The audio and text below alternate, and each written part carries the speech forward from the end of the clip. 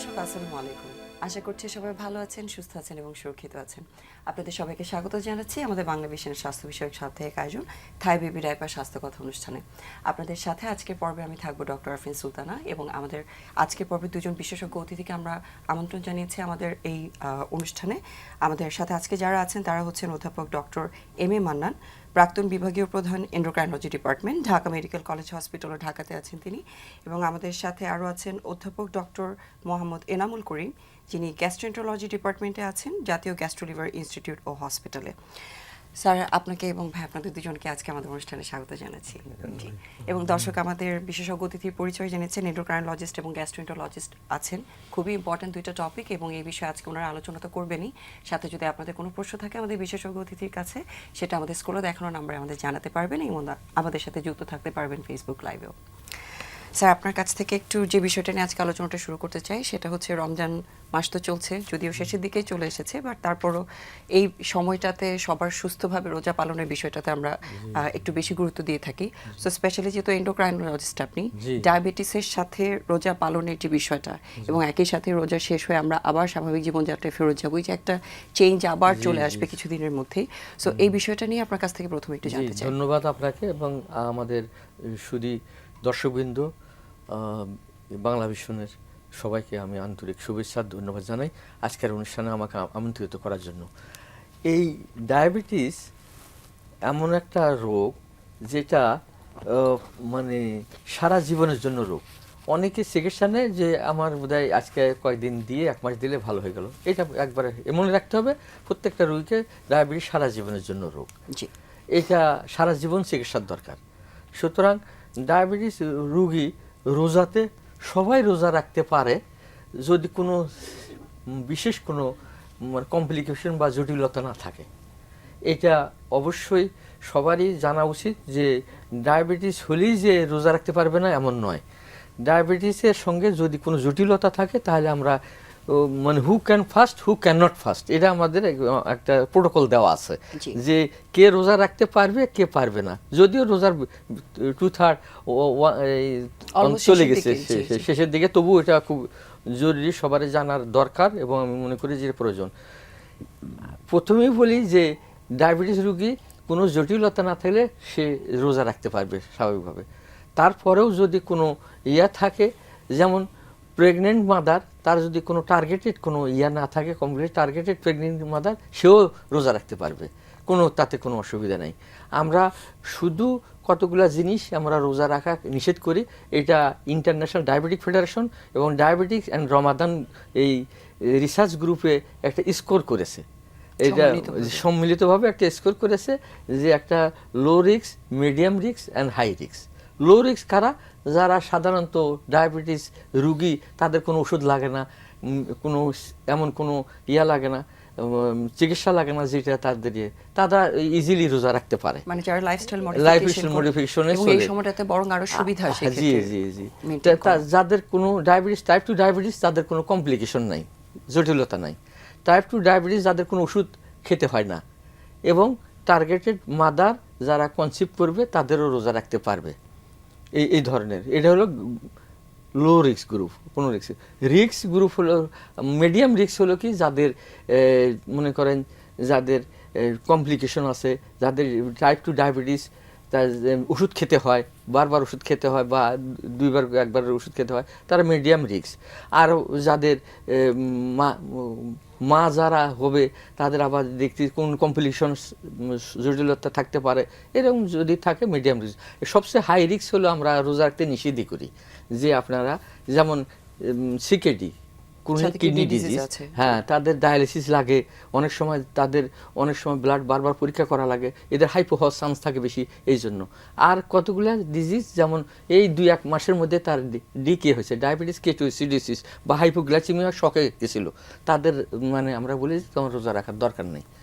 Sir, আমরা তো already বলছি আসলে রমজান তো একদম শেষের দিকে চলে এসেছে, বেসিক্যালি রোজা করলে আসলে ডায়াবেটিক রোগীদের কোনো সুবিধা হতে পারে? জি জি, এটা একটা খুব ইম্পর্টেন্ট প্রশ্ন এবং বৈজ্ঞানিক মতে দেখা গেছে যে ডায়াবেটিস মানে এটা স্বাস্থ্যের জন্য ভালো, সুস্বাস্থ্যকর এটা ডায়াবেটিস।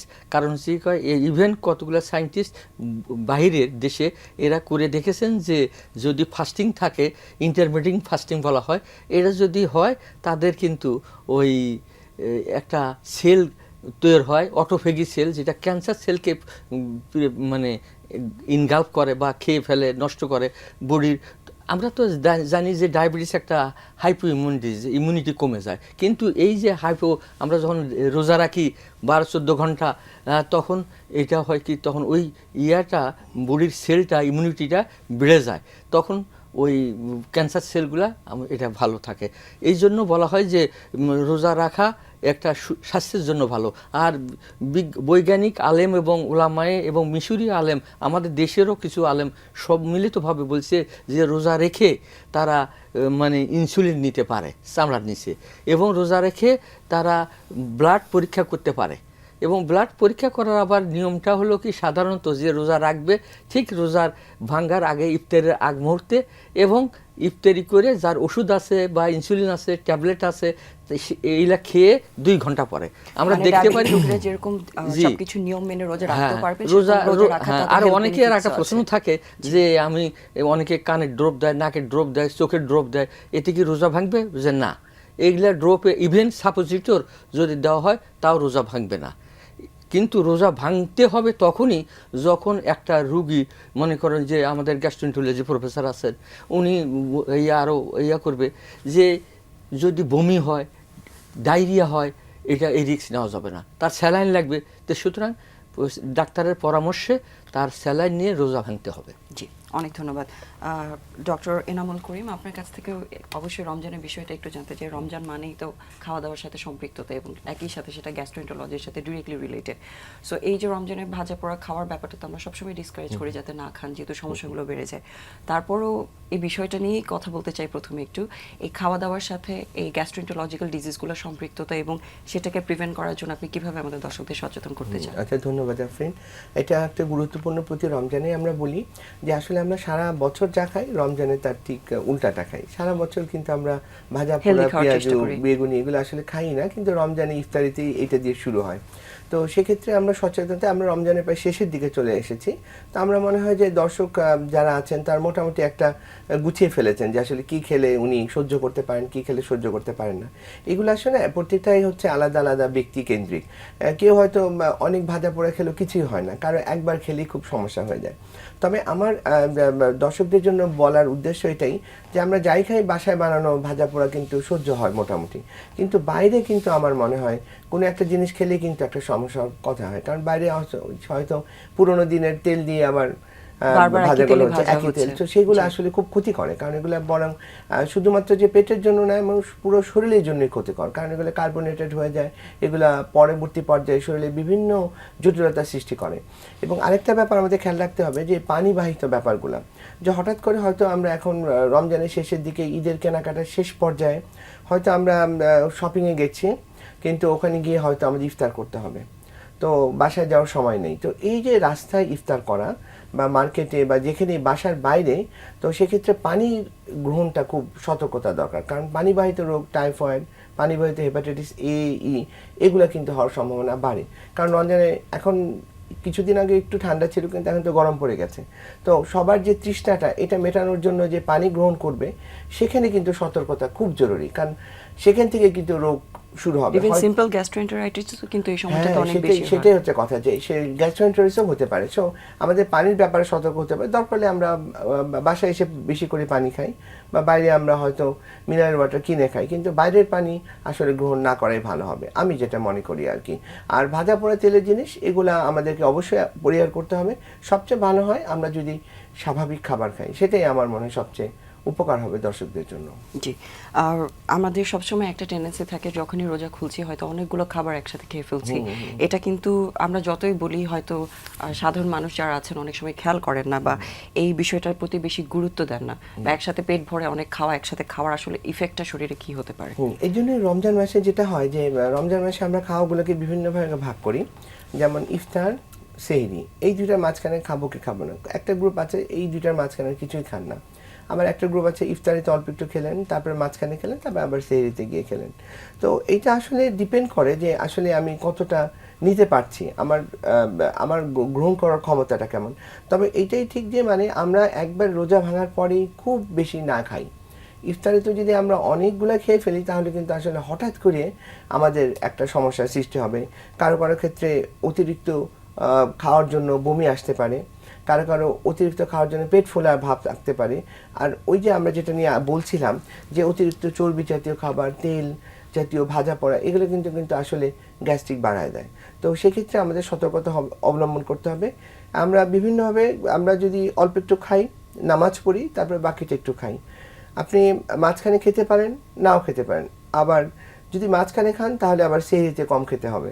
কিন্তু যদি আবার মাঝখানেও খান, আবার সেহরিতে অনেক খান, তাহলে আসলে আপনি কিন্তু আপনার জন্য ক্ষতিকর হবে। এবং এই বিষয়টা আমার মনে হয় সবসময় একটু খেয়াল রাখা উচিত, খুব পেট ভরে খাওয়ার অভ্যাসটা কিন্তু কখনোই ভালো না। কারণ হচ্ছে প্রতিটা খাবার পরে কিন্তু ওটা 6 থেকে 8 ঘন্টা স্টমাকে থাকে।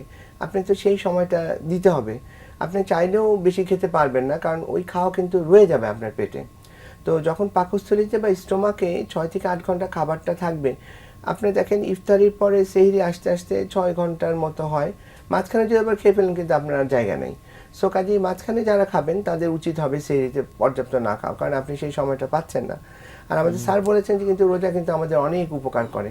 তো যে অটোফেগি সেলের কথা বলেছেন, বা বিভিন্ন শরীরের বিভিন্ন কিন্তু আমরা বিভিন্নভাবে উপকৃত হই। কাজে আমাদের একটু সতর্কতাই আমাদের মনে হয় আমাদেরকে সুস্বাস্থ্যের জন্য আমার মনে হয় এবং উপকারী ফুল হবে। বডি ডিটক্সিফিকেশনের একটা খুব বড় সুযোগ আমাদের এই টাইমটাতে অবশ্যই। থাকে। না, প্রফেসর এনামুলের কথা ঠিকই, একটা খুব ভালো কথা বলেছেন। কিন্তু খাওয়ার ব্যাপারে একটু আমি, বিশেষ করে রোজাদার, ডায়াবেটিস রোজাদার, তাদের খাওয়ার ব্যাপারে একটু তারা যেন ইফতারিটা অতিরিক্ত পরিমাণ, যেটা ভাজা পোড়া বলছে উনি, যে অতিরিক্ত না খেয়ে পরিমাণ মতো যতটুকু কিন্তু খাওয়া উচিত হলো তরল জাতীয় জিনিস। এই গরমের জন্য যেমন তরমুজ আছে, এখন বাঙ্গি আছে, শশা আছে, ক্ষীরা আছে, তারপরে আপনি টক দই আছে, এগুলার জুস করে নিবে, বেশি করে এগুলা খাবে। ভাজা পোড়া যারা একদম খাইতে খুবই ইচ্ছুক তারা 2-1টা বেগুনি খেতে খাবে, হয়তো বুট মুড়ি একটু খেলো, কিন্তু কম করে, যত কম খাবে তত ভালো থাকবে। আস্তে আস্তে সেহরির সময় আমাদের নিয়ম হলো যে সেহরির সময়, সেহরি এই টাইমে বেশি খাওয়া। কারণ হচ্ছে কি কয়, তারপরে তো আপনি 12-14 ঘন্টা না খেয়ে থাকতেছেন। সেই জন্য আমরা বলি সেহরির শেষ টাইমে খাবেন, এবং যাতে আর 5-10 মিনিট থাকে আজান দেওয়ার বা শেষ সময়ে। আর এই টাইমে আঁশযুক্ত খাবেন, যেমন যারা খেতে পারে লাল আটা রুটি, অথবা লাল চালের ভাত, অথবা যারা ফলমূল খায়, পেঁপে আছে, তারপরে চিড়া আছে, এগুলাতে অনেকক্ষণ পেটে ভরা থাকে এবং আস্তে আস্তে আঁশযুক্ত খাবারটা আস্তে আস্তে ডাইজেশন হয়, সেই জন্য অনেকক্ষণ থাকে। এবং দই আসলে খুবই ভালো একটা খাবার, যেহেতু প্রোবায়োটিক, এটা আমাদের গাট হেলথটাকে ভালো রাখতে হেল্প করে। আর আরেকটা জিনিস আমি বলবো যে ডায়াবেটিস রোগী যখনই তারা ডায়াবেটিস রাখতে মনস্থ করবে, তার আগে তারা ওষুধের ডোজটা ঠিক করে নেবে। কারণ হচ্ছে ওষুধ একটা অনেকটা সাধারণত ডায়াবেটিস রোগীর সঙ্গে অ্যাসোসিয়েট অনেক রোগ থাকে, যেমন হাইপার টেনশন, সিকেডি, কিডনি রোগ, গ্যাস্ট্রোএন্টেরোলজির, পেপটিক আলসার, অনেক রোগ থাকতে পারে। সুতরাং সেই ডোজটা তাদেরকে ঠিক করতে হবে। যেমন একটা লোক যদি মনে করেন ডায়াবেটিস রোগী দিনে, তার ডায়াবেটিসের ওষুধ দিনে 2 বার খায়, অ্যাজ ফর এক্সাম্পল গ্লিকেজাইড, যেটা আমরা সাধারণত দিয়ে থাকি ট্যাবলেট বড়ি, এটা 2 বার খায়, সকালে 1 বার খায়, রাত্রে 1 বার খায়। কিন্তু ইন দ্য ডায়াবেটিস সময়ে ডায়াবেটিসের রুগী এই রোজার সময় করবে কি, সকালেরটা খাবে, সন্ধ্যার সময় ইফতারি, অনেকেই বলে যে আমি ইফতারি কেমন করে খাবো, যে আমি বলি যে আপনি পানি মুখে দিয়ে রোজাটা ভাঙেন, রোজাটা ভেঙে তারপরে ওই ট্যাবলেটটা খান, ট্যাবলেট খেয়ে পুরাপুরি ইফতারিটা করেন। আর রাত্রে যে ওষুধটা খেতেন ওটা সেহরির সময় অর্ধেক করেন। Same thing happen in injection insulin. যদি ইনসুলিন থাকে তার, তাহলে করতে হবে, মনে করেন যে একটা সাপোজ একটা লোক ডায়াবেটিস রোগী 30 ইউনিট ইনসুলিন নেয় সকালে, রাত্রে নেয় হলো 20 ইউনিট, তাহলে রোজাতে সে কি করবে, 30 ইউনিটই নিবে ইন কেস অফ ওই ইফতারির সময়।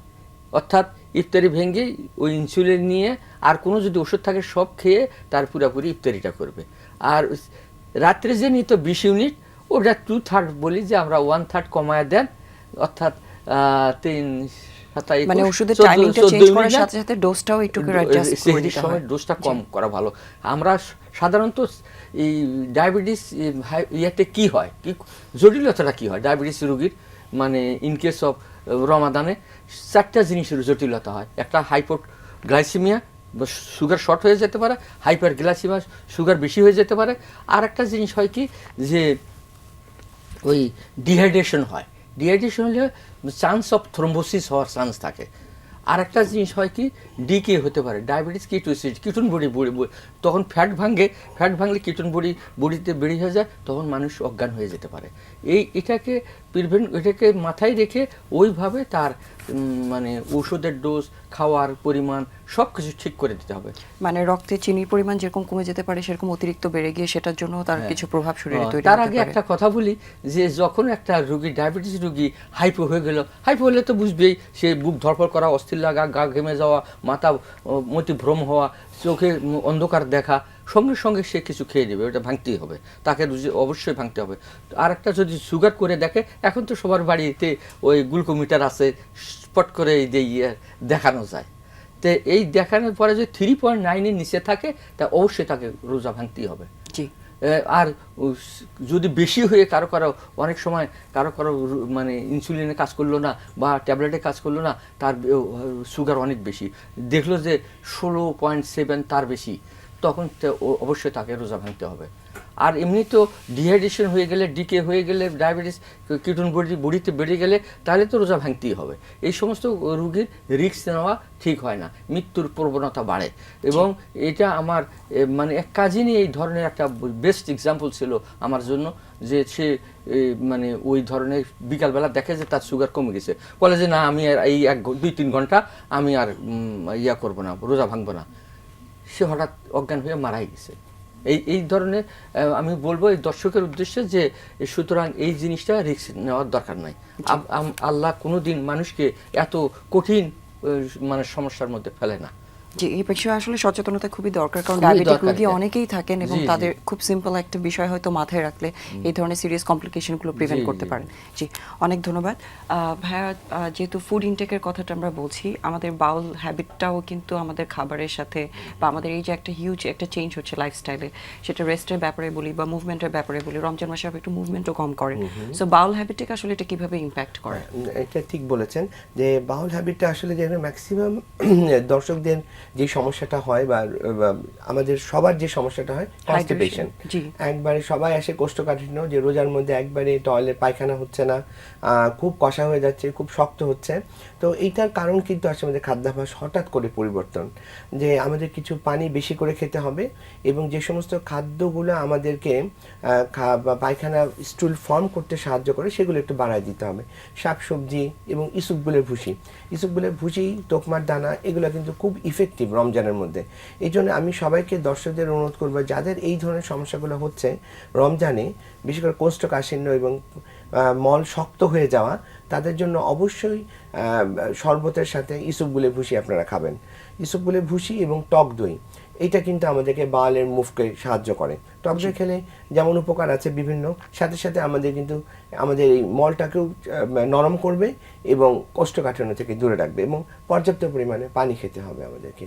স্যার যেটা বলেছেন যে তরমুজ, বাঙ্গি, শসা মিক্স করে, ফলের জুস করে, এগুলো আমরা যত তরল খেতে পারবো আমাদের কনস্টিপেশন বা কোষ্ঠকাঠিন্যের সম্ভাবনা তত কমবে। এবং ডিহাইড্রেশনের যে ইস্যুটা সবসময় থাকে রমজানে, সেটাও আমরা প্রিভেন্ট করতে পারি। জি। আর আরেকটা কন্ডিশন আমরা দেখি, অনেকেরই কিন্তু ডায়রিয়ার মতন একটা সিচুয়েশন থাকে ক্রনিক্যালি। সো এরকম রমজান মাসে যেহেতু আমাদের খাবার দাবারের একটা চেঞ্জ আছে, স্পেশালি এই যে তেলে ভাজা পোড়া খাবার বা মশলা জাতীয় খাবারটা খাওয়া হচ্ছে বা একটা অনেক বড় গ্যাপ দিয়ে খাবারটা খাওয়া হচ্ছে, এই সমস্যাগুলো কিন্তু অনেকেরই এই সময়টায় বেড়ে যায়। সো যারা এরকম ক্রনিক্যালি একটা ডায়রিয়ার কন্ডিশনে ভুগছেন, তাদের ক্ষেত্রে আসলে আপনার পরামর্শটা কি থাকবে? যারা ক্রনিক্যালি ডায়রিয়া, বেসিক্যালি আইবিএস এর পেশেন্টরা বেশ একটু ঝামেলায় পড়েন, কারণ বিভিন্ন আইবিএস কি, সেটা বিষয়ে যদি একটু বলতেন। আচ্ছা, আইবিএস হচ্ছে এমন একটা অসুখ যে ইরিটেবল বাউল সিনড্রোম। এটা সাধারণত 3 ভাগে আসে। একটা হচ্ছে ডায়রিয়া হতে পারে রোগীর, মানে ক্রমাগততে পাতলা পায়খানা করবে, কোনোভাবেই তার পায়খানা মল শক্ত হবে না। আরেকটা হবে যে তার মলটা শক্ত থাকবে এবং 2-1 দিন পর পর হবে, কখনো লম্বা সময় বিরতিতেও হতে পারে। আবার একটা আছে যে উভয়টা মিলে একটা। এবং আইবিএস এর প্রধান যেই ব্যাপারটা, পেটে ব্যথা থাকতে হবে। পেটে ব্যথা থাকবে এবং এই পেটে ব্যথাটা মোটামুটি দিনে 1 থেকে 3 বার হবে 1 সপ্তাহ জুড়ে, এবং এটা মোটামুটি 6 মাসের অধিক যদি এইভাবে চলতে থাকে এবং তার মলের পরিবর্তনটা ঘটে, তাহলে আমরা বুঝতে পারবো যে তার আইবিএস হওয়ার সম্ভাবনা। আমাদের যে আইবিএস এর কিছু ক্রাইটেরিয়া আছে, রোম 4 ক্রাইটেরিয়া অনুযায়ী এটাই হচ্ছে সংজ্ঞা। মানে ক্লিনিক্যালি আপনারা যে জিনিসগুলো দেখে আমরা সাজেস্ট ক্লিনিক্যালি বুঝতে পারি। কিন্তু যদি এমন হয় যে হঠাৎ করে 55 বছরের উপরে বা 50 বছরের উপরে একজনের হঠাৎ করে আইবিএস লাইক সিমটম হচ্ছে, তাহলে কিন্তু এইটা আইবিএস নাও হতে পারে। অথবা কারো মলের সাথে রক্ত যাচ্ছে, অথবা তার শরীরের ওজন কমে যাচ্ছে, বা তার পেটে কোনো চাকা অনুভব করছেন, তাহলে কিন্তু এগুলাকে আমরা বলি রেড ফ্ল্যাগ সাইন। তখন কিন্তু তাকে আসলে বিশেষজ্ঞের পরামর্শ নিতে হবে। সেক্ষেত্রে তাকে অ্যান্ডোস্কোপি, কোলোনোস্কোপি এই পরীক্ষাগুলো করে তাকে আলাদা করতে হবে যে আপনার কি আইবিএস আছে নাকি না অন্য কোনো কোলন বা অন্ত্রের কোনো সমস্যার কারণে আপনার এই মলের অভ্যাস পরিবর্তন হচ্ছে। কাজে দর্শকদের কাছে অনুরোধ থাকবে, যারা একটু বয়স্ক কিন্তু আইবিএস এর মতো সিমটম হচ্ছে, তারা অবশ্যই বিশেষজ্ঞ মতামত নেবেন, এবং আপনার অ্যান্ডোস্কোপি, কোলোনোস্কোপি এই ধরনের এবং আরও কিছু পরীক্ষা নিরীক্ষা লাগতে পারে। তো যাদের ক্রনিক ডায়রিয়া, তো তারাও কিন্তু রমজান মাসে একটু সতর্ক থাকবেন, কিন্তু কিছু কিছু খাদ্যাভ্যাস কিন্তু আসলে ডায়রিয়া বাড়ায় দেয়। যেমন কেউ যদি দুধের জিনিস খায়, বা কারো গ্লুটেন সেন্সিটিভ থাকতে পারে, তো সেক্ষেত্রে আটা, ময়দা এই দিকে তৈরি জিনিসগুলো খাবে না, অ্যাভয়েড করবেন। আমরা যদি বাইরে থেকে খাই, তাহলে কিন্তু দেখবেন যে অনেক মজাদার ইফতারের আইটেম, ইফতার বাজারে গেলে আপনি খেয়াল করবেন যে প্রচুর। বা যদি আমরা গ্রাম অঞ্চলের কথাও বলি, সেখানেও কিন্তু বিভিন্ন রুটি, আটা, ময়দার জিনিসগুলো থাকতে পারে। তো সেক্ষেত্রে যাদের এগুলোতে সমস্যা হয়, সেগুলো ওনারা এগুলো পরিহার করবে। পরিহার করলেই আমার মনে হয় ভালো থাকার একটা সম্ভাবনা থাকবে। জি, এবং অনেকের ক্ষেত্রে শাকসবজি খেলেও কিন্তু এরকম শাক খেলে স্পেশালি বা মশলা জাতীয় ফাইবার জাতীয় খাবার খেলে, যেমন আমরা কনস্টিপেশনে বলি ফাইবার খান, কিন্তু ঠিক উল্টাটা ডায়রিয়া রোগীদের ক্ষেত্রে তারা ফাইবার জাতীয় খাবার খাবেন না, তাহলে কিন্তু এই সমস্যাগুলো যারা ভুগছেন, তাদের যাদের জানা আছে যে খাবারগুলো প্রবলেমগুলোকে বাড়াচ্ছে, সেগুলো যাতে অবশ্যই অ্যাভয়েড করে। অবশ্যই এটা রোগীদের কিন্তু জানাই আছে যে এই খাবারগুলো খেলে আমার সমস্যা হয়। কাজে আমার তাদের প্রতি অনুরোধ যে আপনি এই খাবারগুলো পরিহার করবেন। জি, আরেকটা বিষয় হচ্ছে আইবিএস এর সাথে আমরা জানি যে আমরা ডাক্তাররা তো জানি অবশ্যই স্ট্রেসের একটা রিলেশন আছে বা মেন্টাল কন্ডিশন একটা রিলেশন আছে। সো সেই বিষয়টার জন্য সচেতন করার জন্য আমাদের দর্শকদের কি বলতে চান? আইবিএস এর সাথে যে অনেকদিন ধরেই পেটের পীড়ায় আমরা সাধারণত আক্রান্ত হই। কিছুক্ষণ আগে আমি যে বলেছি যে এই সাইনগুলো যদি থাকে, যে রেড ফ্ল্যাগ সাইন যেগুলো বলেছি, অবশ্যই পরামর্শ নেবেন। সবসময় আইবিএস বলে মানে এড়িয়ে যাওয়া ঠিক হবে না। তবে যদি আমরা সত্যি সত্যি আইবিএস এর রোগী হই, তাহলে আমাদের আসলে নিয়মতান্ত্রিক উপায় চলতে হবে। প্রয়োজন ক্ষেত্রে আমাদের কিছু কিছু ওষুধ সেবন করতে হবে, অবশ্যই বিশেষজ্ঞ চিকিৎসকের পরামর্শ অনুযায়ী। জি, অনেক ধন্যবাদ। আমরা এখন একটা ছোট্ট বিরতিতে যেতে চাচ্ছি থাই বেবি ডায়াপার স্বাস্থ্য কথা অনুষ্ঠান থেকে। দর্শক ততক্ষণ পর্যন্ত আমাদের সাথেই থাকুন।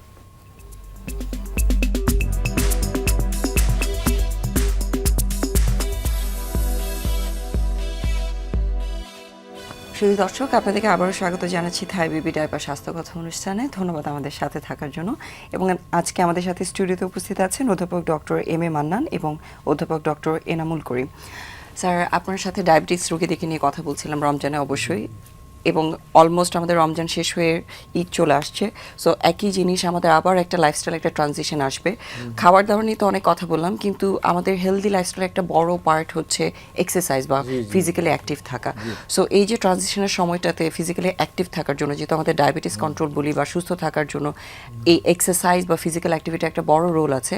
আপনি কিভাবে আমাদের দর্শকদের মোটিভেট করতে চান এবং কিভাবে এটা আসলে ওনারা কন্টিনিউ করতে পারেন, সেই বিষয়টা একটু জানতে চাই। এটা একটা খুব জরুরি এবং দরকারি প্রশ্ন সব দর্শকের জন্য। কারণ সেই হয় এক্সারসাইজ মানে এখানে কতগুলা করতে হবে এবং কতগুলা না আছে এখানে। কারণ সেই হয় আপনার একটা সারাদিন একটা রোজা থেকে আপনি এক্সারসাইজ করবেন, আপনার তো রিস্ক আছে, হাইপোগ্লাইসেমিয়া অর্থাৎ সুগার শর্ট হয়ে অজ্ঞান হওয়ার রিস্ক আছে। সেই জন্য আমরা বলি যে আপনি কখনোই ওই স্ট্রেনাস যেটা হেভি এক্সারসাইজ করবেন না। আপনার যখন রোজা থাকা অবস্থায় এবং রোজার পরেও যেমন ইফতারি করার পরে হয়তো অনেক সময় দেখা যায় যে কেউ কেউ করতে চায়, তাহলে 1-2 ঘন্টা পরে আপনি কিছু 10-15 মিনিট হাঁটার এক্সারসাইজটা করবেন। কিন্তু আমরা বলি যে আপনার যদি আপনি রোজা থাকেন এবং নামাজ পড়েন, তারাবি পড়েন, তাহলে ওটাই আপনার এক্সারসাইজের কাজ হয়ে যায়। সুতরাং আর আমরা আলাদাভাবে কোনো এক্সারসাইজ মাঠে গিয়া বা গিয়া যে দৌড়াদৌড়ি বা লাফালাফি এই সমস্ত এক্সারসাইজে আমরা ইনহিবিট করি বা নিষেধ করি। মানে ভিগোরাস কোনো এক্সারসাইজের দরকার নেই, স্বাভাবিক একটু হাঁটাচলাই যথেষ্ট। চলাচল করবে, সবকিছু তাতেই আমার মনে হয় ভালো থাকবে। আর একটা জিনিস বলবো, যারা লং জার্নি করে সবচেয়ে এটা তাদের জন্য খুব গুরুত্বপূর্ণ ডায়াবেটিস রোগী। কারণ হচ্ছে কি, লং জার্নি করার সময় তার একটা সে সঙ্গে যেন খাবার নেয়, পানি নেয়, গ্লুকোজের মিষ্টি জাতীয় জিনিস নেয়। কারণ হচ্ছে হঠাৎ দেখা যাচ্ছে তার জার্নিতে যা ওই টার্গেট পয়েন্টে পৌঁছতে তার আগে ইফতারের টাইম হয়ে গেছে। সুতরাং সে হাইপোগ্লাইসেমিয়া হয়ে যেতে পারে, তার ওই মানে হঠাৎ সে অজ্ঞান হয়ে যেতে পারে। সুতরাং ওইটা তার খাবার সঙ্গে নিয়ে সে লং রাস্তায় সে রওনা দিবে। আর একটা জিনিস হলো কি, এই রাস্তায় যাওয়ার সময় তার যদি কোনো ডায়রিয়া হয়, বমি হয় বা মানে জ্বর আসে, এটা হতেই পারে। এমনি নর্মাল লোকেরও যদি জ্বর হয় বা এই ডায়াবেটিস রোগী বা রমজানের রোজার রোগী, তাহলে কিন্তু তাকে রোজা ভাঙ্গাটা উচিত। জ্বরে কিন্তু অনেক সময় অনেক ক্ষতি হতে পারে। ওটা কি কারণে জ্বর, তো 1000 কারণের জন্য জ্বর হতে পারে। সেটা তার রোজা ভেঙে তার পরীক্ষা নিরীক্ষা করে সেই স্পেসিফিক ট্রিটমেন্ট করা দরকার। এবং আমাদের মেয়েদের যখন মাসিক শুরু হয় তখন তাদের রোজা ভাঙিয়ে ফেলা উচিত এবং তার রোজা রাখা উচিত না এই কয়দিন। তার অল্টারনেটিভ সে পরে করতে পারবে, এটা তাতে কোনো সমস্যা নাই। কিন্তু কতগুলো জিনিসে তাকে রোজা অবশ্যই ভাঙতে হবে। এবং যে এক্সারসাইজ, এটা আমরা বলি যে এটার উপর অত এমফাসাইজ দেই না। এটা আপনি যখন এই রোজা শেষ হয়ে যাবে তখন আপনার নিমতান্ত্রিক প্রফেসর বা ডাক্তারের উপদেশ অনুযায়ী ঠিক টাইমে এক্সারসাইজ করবেন। এক্সারসাইজ আবার কতগুলো নর্মাল টাইম, ঈদের পরেও যদি ভালো টাইমে যদি এক্সারসাইজ করে, তবু কতগুলো নিষেধ আছে। আমরা যাদের অস্টিওআর্থ্রাইটিস আছে তাদের নিষেধ করি, কারণ এই অস্টিওআর্থ্রাইটিস এক্সারসাইজ করলে তার অস্টিওআর্থ্রাইটিস বেড়ে যাবে। এবং চোখের রেটিনোপ্যাথি যাদের আছে তাদের কিন্তু রেটিনোপ্যাথিতে ওই ভ্যাসেলগুলো খুব ভালনারেবল থাকে। যদি এক্সারসাইজ বেশি করে তখন ওই রেটিনাল হিমোরেজ হতে পারে, এই রক্তক্ষরণ হলে চোখ অন্ধ হয়ে যেতে পারে। যাদের সিকিডি আছে তাদের প্রোটিন ইউরিয়া প্রস্রাবের আর প্রোটিন বেশি যেতে পারে। সুতরাং এই কতগুলো জিনিসে আমরা, মানে যাদের ডায়াবেটিসের সাথে এরকম কমপ্লিকেশন আছে তাদের ক্ষেত্রে কিছু রেস্ট্রিকশনস মেইনটেইন করা, রেস্ট্রিকশন আছে এই এক্সারসাইজ করা। তবু আমরা নর্মাল হাঁটার কোনো ইনহিবিট করি না বা তাকে নিষেধ করি না, যে আপনি নর্মাল চলাফেরা করবেন, খাওয়া দাওয়ার স্বাভাবিকভাবে করবেন, হেলদি খাবার। আমরা তো আগেও নর্মাল ডায়াবেটিসকে উপদেশ দিই যে 65% রুগী তার মানে টাইপ 2 ডায়াবেটিসকে প্রিভেন্ট করতে পারে, মানে প্রতিরোধ করতে পারে। কিভাবে? সে যদি নর্মাল ডায়েট খায়, হেলদি খাবার খেয়ে, মানে তার স্ট্রেসফুল একটা কন্ডিশন, সে যে ওই যে ব্যবসায়ী লোক, সে যে যতটুকু তার ব্যবসা করার কথা না তার চেয়ে বেশি করে বসলো, তার একটা স্ট্রেস, হঠাৎ ব্যবসায় সে মার খেয়ে গেল, তখন তার একটা স্ট্রেসফুল। এই স্ট্রেস কিন্তু one of the cause of developing diabetes. এই যে ডায়াবেটিস হওয়ার একটা ওয়ান অফ দ্য কজ বর্তমানে বলতেছে।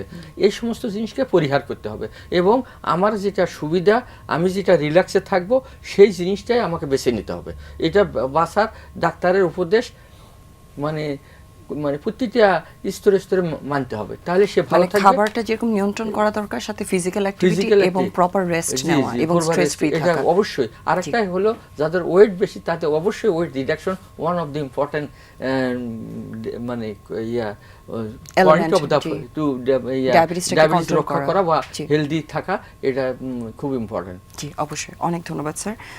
ভাই আপনার কাছ থেকে এখন, যেহেতু স্যার একটু ওবেসিটির কথা বলেছেন, ফ্যাটের কথা বলেছেন, গ্যাস্ট্রোন্টারোলজির সাথে খুব রেলেভেন্ট একটা কন্ডিশন আছে যেরকম ফ্যাটি লিভার। সো আসলে ফ্যাটি লিভারের সাথে ওবেসিটির কোনো সম্পর্ক আছে কিনা, এবং ফ্যাটি লিভার যেহেতু খুব কমন একটা প্রবলেম এখন আমরা রিসেন্টলি দেখতে পাচ্ছি, সো এটার বিষয়ে আমাদের দর্শকদের কিছু বলতে চান কিনা? ধন্যবাদ। ফ্যাটি লিভার নিয়ে আসলে খুব আলোচনা হচ্ছে, এটা আমাদের একটু সতর্কতা দরকার। প্রথমে আমি দর্শকদেরকে বলি আসলে ফ্যাটি লিভারটা কি। ফ্যাটি লিভার বেসিক্যালি হচ্ছে আমাদের লিভারে যদি ফ্যাট জমতে থাকে, সহজ বাংলায় বলি, সেটাই ফ্যাটি লিভার। এখন লিভারে ফ্যাট জমার বেশ কিছু কারণ আছে। প্রথম কারণ হচ্ছে মেটাবলিক, যে একজন ডায়াবেটিস রোগীর ফ্যাট জমার সম্ভাবনা একজন নন ডায়াবেটিক রোগীর থেকে অনেক বেশি। মানে ব্যাপারটা হচ্ছে এরকম, যেই রোগীর ডায়াবেটিস আছে তার ফ্যাটি লিভার সম্ভাবনা যেই রোগীর ডায়াবেটিস নেয় তার থেকে বেশি। সো ডায়াবেটিস রোগীরা সতর্ক থাকবেন, সতর্কতাটা হচ্ছে উনি ডায়াবেটিস কন্ট্রোল করবেন। দ্বিতীয় কথা হচ্ছে কারো কারো ডিসলিপিডিমিয়া থাকে, মানে রক্তের চর্বির তারতম্য থাকে, সেই সমস্ত রোগীরা কিন্তু আসলে একটা ফ্যাটি লিভারের ঝুঁকিতে থাকে। তৃতীয় কথা হচ্ছে যে যারা নিয়মিত ফ্যাটি ফুড নিচ্ছেন বা রক্তে কোলেস্টেরলের মাত্রা বাড়তে থাকবে, তাদের একটা মেটাবলিক কারণেই ফ্যাটি লিভার হওয়ার সম্ভাবনা থাকবে। এখন এই ফ্যাটি লিভার হলে আসলে করণীয় কি বা এর পরবর্তী পর্যায়টা কি হবে? লিভারে ফ্যাট জমতে থাকবে, লিভার আস্তে আস্তে বড় হতে থাকবে, পরবর্তী পর্যায়ে এই লিভারের ফ্যাটটাই লিভারকে শক্ত করতে থাকবে। আমাদের চিন্তাটা সেখানেই যে লিভারের কার্যক্ষমতাটা কমে যাবে। লিভার যখন শক্ত হয়ে যায়, এই ইংরেজিতে বলে স্ট্যাটিওসিস, স্ট্যাটোহেপাটাইটিস, তারপর সিরোসিস। তো আলটিমেটলি কিন্তু সিরোসিসের দিকে যাবেন যদি আপনি কন্ট্রোল না করতে পারেন।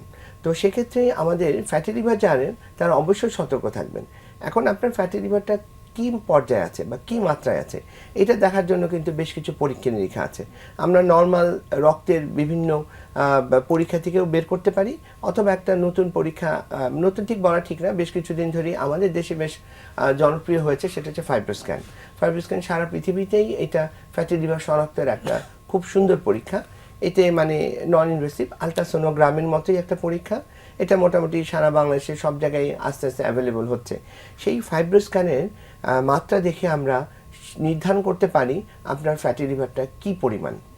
আমরা এই ফাইব্রোস্ক্যানের মাধ্যমে দুইটা জিনিস দেখতে পারি, যে আপনার লিভারে কতখানি ফ্যাট জমা আছে, অথবা আপনার লিভারটা কি পরিমাণ শক্ত হচ্ছে। সো দুইটাই কিন্তু ক্ষতির পরিমাণটা বোঝা যাচ্ছে যদি আমরা ফাইব্রোস্ক্যানের মাধ্যমে। ফাইব্রোস্ক্যানের বিভিন্ন মাত্রা আছে।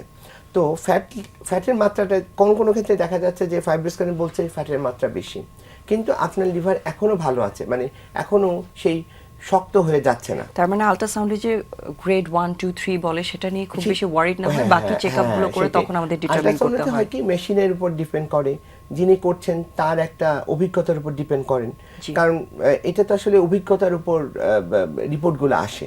সো দেখবেন যে একই ব্যক্তির কিন্তু এক জায়গায় বলছে ফ্যাটি লিভার গ্রেড 2, আরেক জায়গায় বলছে গ্রেড 1, কেউ বলছে গ্রেড 3, মানে একই। তখন তার মানে ফাইব্রোস্ক্যান এবং আল্ট্রাসাউন্ড দুটোকে সমন্বয় করে তখন আপনার ডিসিশনটা নেন যে কি রকম রক্তের পরীক্ষা দিয়ে। এবং দর্শকদের জন্য বলবো যে বাজারে নতুন একটা ওষুধ এসেছে, অনেকে কিন্তু আগ্রহী হচ্ছে যে আমি তাহলে এটা খেয়ে ফেলি। ব্যাপারটা কিন্তু এরকম না। আপনি এটা খাবেন কি খাবেন না, এটা আসলে আপনার বিভিন্ন রক্ত, ফাইব্রোস্ক্যান এবং আল্ট্রাসাউন্ড রিপোর্টের উপর ভিত্তি করে একজন বিশেষজ্ঞ চিকিৎসক নির্ধারণ করবেন আপনি খাবেন কিনা। কারণ একটা নির্দিষ্ট মাত্রা দেওয়া আছে যে আপনার ফাইব্রোস্ক্যানের যদি লিভার এই পরিমাণ শক্ত হয় F2 F3, তাহলে আপনি কিন্তু আসলে ওষুধটা খেতে পারবেন। তার মানে শুধু আল্ট্রাসাউন্ডে ফ্যাটি লিভার আসলেই যে সবার জন্য ওষুধ প্রযোজ্য ব্যাপারটা সেটা না, সেটাই আপনি দর্শকদের বলতে চাচ্ছেন। আর রেসমেটোরেল সেটা অবশ্যই শুধুমাত্র আল্ট্রাসাউন্ড রিপোর্ট দেখে, যদি ডাক্তার ওজন বেশি তাহলেই আপনি কিন্তু খাবেন না। এই জন্য সুনির্দিষ্ট নিয়ম আছে কখন আপনি ওষুধটা খাবেন এবং ডাক্তারের পরামর্শ অবশ্যই দরকার। জি, এবং এইসব ক্ষেত্রে আসলে লাইফস্টাইল মডিফিকেশনটা সবচেয়ে বেশি দরকার, যেহেতু খাবারের সাথে এটা সরাসরি সম্পর্কিত। কারণ ফ্যাটি লিভারের মানে সারা পৃথিবীতেই যদি বলে যে একটা চিকিৎসা বলো, সেটা হচ্ছে লাইফস্টাইল মডিফিকেশন। ওজন কমানো, খাদ্যাভ্যাস পরিবর্তন, সুস্থ জীবনযাপন, তাহলেই কিন্তু আমাদের ফ্যাটি লিভার থেকে আমরা পরিত্রাণ পেতে পারি। অবশ্যই, এবং খুবই ইম্পর্টেন্ট একটা ইস্যু, যেহেতু এটা আমরা আসলে শুধু খাবার কন্ট্রোল করে বা লাইফস্টাইল মডিফিকেশন করে কিন্তু মেনটেন করতে পারছি। ভাই আপনার কাছে লাস্ট প্রশ্ন, যেহেতু আমাদের রোজা তো শেষ হয়ে যাচ্ছে, ঈদ চলে আসছে, একই জিনিস আমাদের খাবারে আবার একটা বিশাল ট্রানজিশন আসবে, এবং যখন ঈদ শুরু হয় আমাদের অনেক একইভাবে তেলে ভাজা পোড়া খাবার বলি বা এই যে পোলাও কোরমা খাওয়ার একটা অভ্যাস আছে। সো এই ট্রানজিশনটাকে একটু ভালোভাবে করার জন্য আমাদের দর্শকদের আপনি কি বলতে চান? দর্শকদের বলবো এই রমজানের পরেই কিন্তু পরের দিনই ঈদ, এবং ঈদ মানে প্রচুর খাওয়া দাওয়া। আমরা একটু সতর্ক থাকি, কারণ আমাদের একটা অভ্যাস ছিল, আমরা সারাদিন কিছু খেতাম না, তারপর ইফতার, সেহরি, কিন্তু ঈদের দিন কিন্তু আমরা সকাল থেকে আমরা খাওয়া দাওয়া শুরু করি, এবং আমাদের মুখরোচক খাবার যেগুলো সেগুলোই আমরা আয়োজন করি। কাজেই যেই সমস্ত দর্শক এটা ঠিক সহ্য করতে পারেন না, বা তেল চর্বি জাতীয় পোলাও বিরিয়ানি এগুলা বেশি গ্রহণ করতে পারেন না, তারা স্বল্প মাত্রায় বা পরিমিত গ্রহণ করবেন। আর ঈদের দিনে আমরা অনেকেই ঘোরাঘুরি করি, বিশেষ করে যারা একটু ইয়াং তারা রৌদ্রে অনেক ঘোরাঘুরি করে, তাদের একটু সতর্ক থাকতে হবে যেন আমাদের পানি শূন্যতা বা ডিহাইড্রেশন না হয়ে যায়। পর্যাপ্ত পরিমাণ পানি খেতে হবে এবং ঈদের দিন আমরা সতর্ক থাকবো যেন অতিরিক্ত চর্বি জাতীয় জিনিস, তেল চর্বি ভাজা পোড়া, তারপর বিরিয়ানি এগুলা যেন মানে সবই এনজয় গ্রহণ না করতে করি। পারবেন বা পরিমিত পরিমাণে পরিমাণে যাতে করে। জি, অনেক ধন্যবাদ স্যার। আপনার কাছেও সেম প্রশ্নটা করে আজকের অনুষ্ঠানটা শেষ করতে চাচ্ছি। সেটা জি। হচ্ছে যেহেতু ঈদ চলে আসছে, স্পেশালি ডায়াবেটিক রোগী যারা আছেন জি, বা জি। সাধারণ মানুষদের সবার জন্য আপনার পরামর্শটা বা আপনি জি, যদি কিছু খুবই বলতে চান এটা আমাদের। একটা জরুরি এবং প্রশ্নটা খুবই মানে টাইম রিলেটেড। যেরকম রোজাতে আমরা একটা খাদ্যের পরিবর্তন আসতো, আগে 3-5 বেলা খেতাম, সকালে নাস্তা করতাম, 11টা-12টার দিকে আবার একটা হালকা নাস্তা করতাম, দুপুরে খাবার খেতাম ভালো, তারপরে বিকালবেলাও একটু হালকা চা বিস্কুট নাস্তা করতাম, তারপরে রাত্রে খেতাম 5 বেলার জায়গায় এখানে আসে আমাদের 3 বেলা হয়ে গেছে। তা এই যে খাদ্যের পরিবর্তন আসছে, এটা আবার আমাকে ঈদের পরে আবার ওই পূর্বের ইয়াতে ফিরে যেতে হবে। ফিরে গিয়ে যাওয়ার জন্য আমাদের কি করণীয়টা করতে হবে? হঠাৎ আমি কি ওইভাবে ফিরে যাব কিনা? তারপরে ওষুধ আছে, যেখানে 3 বেলা নিত সেখানে রোজাতে হয়েছে 2 বেলা, তো এটা আবার কিভাবে হবে? সুতরাং আমি প্রথমেই বলবো একজন ডাক্তারের পরামর্শ নেওয়া উচিত।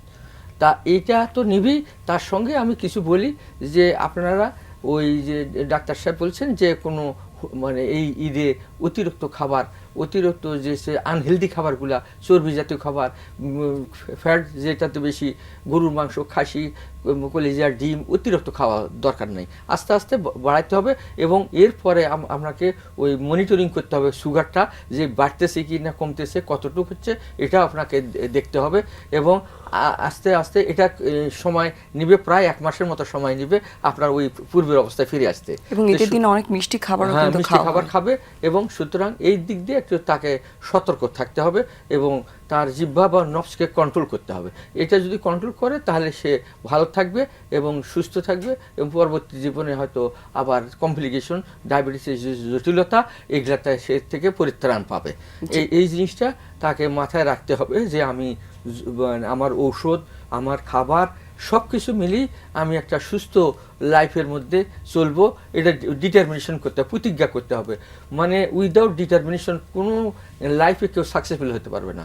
আমার ওই যে উনি ডাক্তার হয়েছে, আমি ডাক্তার হয়েছি, আমাদের আগে থেকে একটা ছিল, ইচ্ছা ছিল, ডিটারমিনেশন যে আমাকে হতে হবে। প্রত্যেকটা নাথিং ইজ ইম্পসিবল, সব কিছুই পারবে।